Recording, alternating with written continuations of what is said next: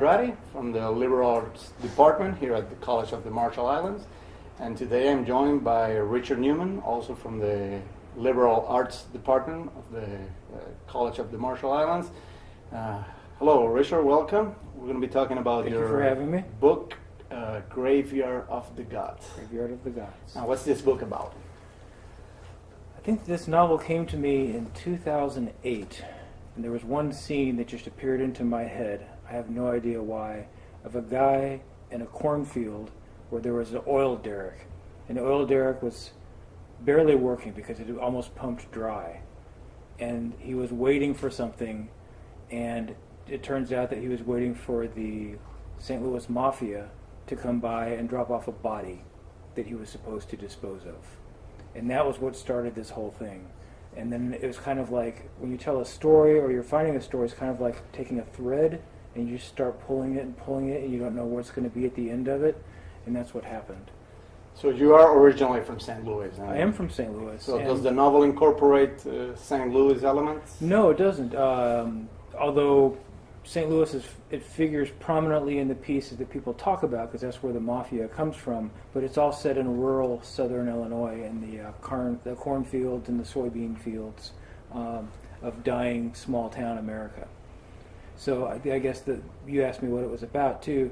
When I pulled the story thread, the main character who's waiting for the body drop off takes it to the hog farms where he's going to dispose of the bodies. The hogs will eat anything, including people, and that's how he disposes of the bodies. He's about ready to dump it in, and then he happens to look on the face of the body, and it's someone he knows or knew, and he hadn't seen in a long time, and that's what starts the whole story. Then his quest to find out how this person ended up dead in his hog shed. So it's mostly a crime novel. It's a crime novel. I would call it a literary crime novel. That's a favorite genre in America, I suppose. I don't know if it's a favorite genre or not, No. but it's probably not going to make me millions. It'll probably make me more than I made on my poetry books, all three of them put together. So. Right. Do you think the Marshallese could relate to the novel in any significant way, or? Well, in that it's a human story, and people love dead bodies. People love hogs. I've seen some hogs here that are the size of VW buses, like roaming through the alleys here. Yeah. And we've been to some of the islands that are full of hogs as well, and people seem fascinated with hogs. And then hogs eating people seems like a good idea as well. So Yeah. I think that that's international. Yeah, pretty much so. Well, I mean, I ask this because the crime rate in the Marshall Islands is quite low. Small places It's usually true. have lower crime rates, whereas in America, crime is a big problem, and maybe not the way you portray it in your novel, but all those mass shootings, and I guess people in America and the American public is more used to it It's true. than maybe some islanders in the Pacific. Mhm. So in that sense, but anyway, if it's universal, Yeah, but it's not like any culture is immune to murder. I mean, we Yeah. had a tragic murder just on Tuesday Yes. across from the college that That's people are right. talking about. So we live with these tragedies in whatever culture we're in. So it may not have the gun violence and the street violence that we have, say, in St. Louis, but it's all of our stories that we've passed down in every culture that I've ever studied deals with basically murder and crime and people doing horrible things to each other. right. The state of Missouri has recently been in the news because of racial tensions. Is there an element to that in your novel? No. I mean, Not are at there all. black and white characters? Do they relate to each other? No, because actually my novel is set in southern Illinois, Mm. and it's pretty monolithic. It's Right. basically poor whites and dying populations of small towns. So my novel is also a celebration of southern Illinois, where my family comes from, and these towns that just get smaller and smaller, and it seems like the largest population of inhabitants is old people. So they're kind of like these towns are giant nursing homes, Right. which they don't have here on Marshall Islands, nursing homes. Yeah. But all the young people have left, and for a good reason. There aren't any jobs, there aren't any movie theaters, there's nothing to do, so they get out. They go to the cities. They I go to the suppose. cities, yeah. Right. So is it like a major concern for you, the decay of America? Of course, yeah. And also one of the things that has done in the small towns is corporate factory farming. Mm. So the corporations are buying up all the land or forcing people out. or you may have heard about Monsanto, one of Yes, the corporations forcing people out with their seeds, violating copyrights for the seeds as well. Right. And do you use any special literary techniques? And Yeah, words. yeah, I use a lot but I of mean, words, like, yeah. you know, whenever someone writes a crime novel, sometimes they give it a twist in the middle of the plot, or, you know, the murderer turns out to be someone who the reader wasn't expecting him Yeah. to be, something like that. I have a few twists that turn out here and there by the end. Some what I think were unexpected. One of my favorite writers is Robert Frost, and he always said, "No surprise for the poet, no surprise for the reader." And I think that works in any kind of genre where you're telling a story as well. And the ending surprised me. I didn't know exactly where I was going to land, and I didn't know exactly who was going to die in this piece, but that's where the thread took me. So hopefully there are some surprises for people. Right. Well, you know, you learn something new every day, and today I just learned that pigs can actually eat people. Yeah, usually more than one. You need a couple of them. Really? And the femurs are the hardest to chew through, in case you ever want to dispose of a body yourself.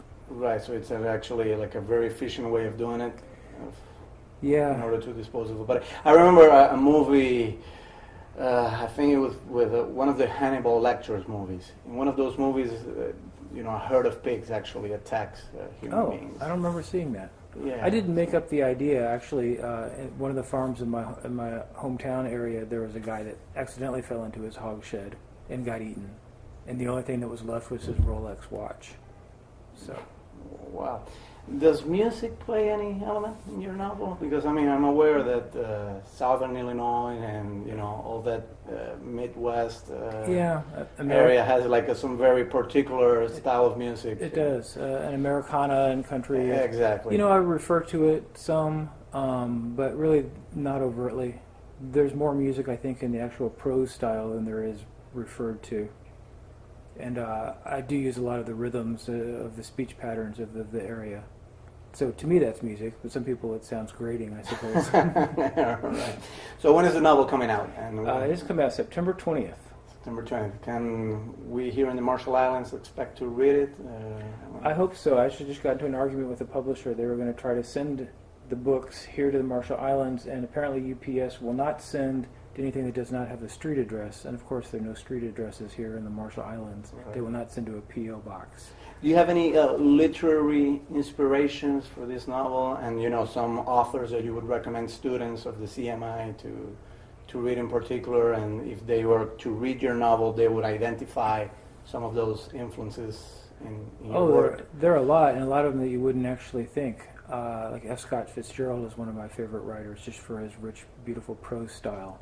But he writes nothing like what I do, and certainly his settings are nothing like what I do. Yeah, The Great Gatsby. Yeah. I mean, it's about rich people in big cities, right? Yeah, It's well, not about that one is but the other novels of his as well. Right. But yeah, Cormac McCarthy would probably be a closer comparison. Who I also like, William Faulkner. I have admired for years since I was in high school or college. Those are some of the writers. So some of the ones that I've also liked, Eugenides, who wrote a novel called Middlesex, which was the novel I read right before I read this one, which made me think about the ways you can have a story within a story, or you can have long historical sections or family narratives within the main story. But we were talking about Gabriel Garcia Marquez, and he does that as well in 100 Years of Solitude. And he's another one of my favorite writers as well. Right.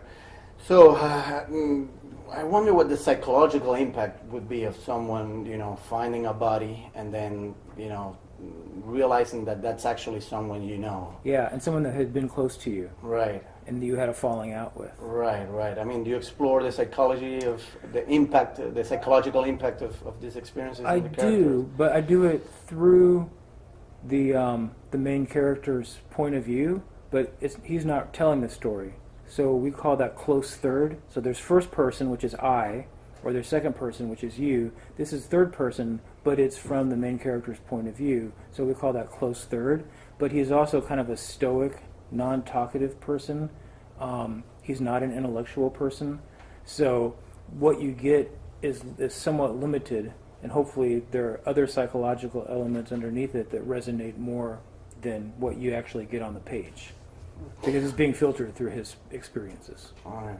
Well, we've run out of time, Richard, but I think this has been a great conversation, and I hope the students here at the CMI eventually get a hold of your novel. I hope so too. I hope I make millions from it.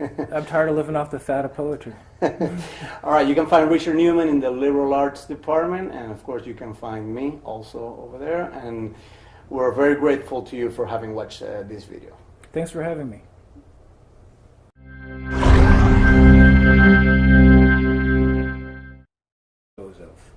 And that was what started this whole thing. And then it was kind of like when you tell a story or you're finding a story, it's kind of like taking a thread and you just start pulling it and you don't know what's going to be at the end of it. And that's what happened. So you are originally from St. Louis? I am from St. Louis. So does the novel incorporate St. In a cornfield where there was an oil derrick. And the oil derrick was barely working because it had almost pumped dry. And he was waiting for something, and it turns out that he was waiting for the St. Louis Mafia to come by and drop off a body that he was supposed to dispose of. Hello, Richard, welcome. We're going to be talking about Thank you for having me. Book, Graveyard of the Gods. Graveyard of the Gods. Now, what's this book about? I think this novel came to me in 2008, and there was one scene that just appeared into my head. I have no idea why. Of a guy...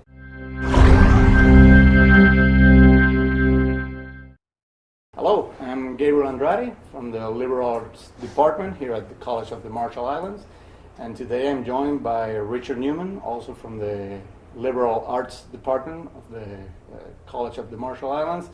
Louis elements? No, it doesn't. Although St. Louis it figures prominently in the pieces that people talk about because that's where the mafia comes from. But it's all set in rural southern Illinois in the cornfields and the soybean fields of dying small town America.